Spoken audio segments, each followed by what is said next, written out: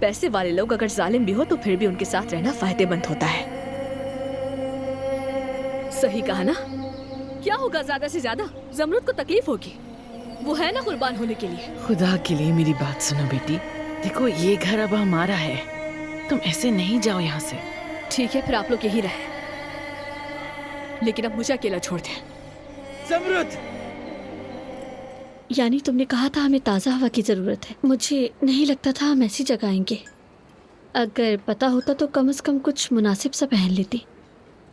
आपके खिलाफ शिकायत दर्ज है, आपको हमारे साथ चलना होगा। ये क्या है? अब किस चीज की शिकायत? ये शिकायत मैंने दर्ज करवाई है। अरे मैं तुम्हें बताती हूँ कैसे हटवाओगी ये सब कुछ तुम यहाँ से।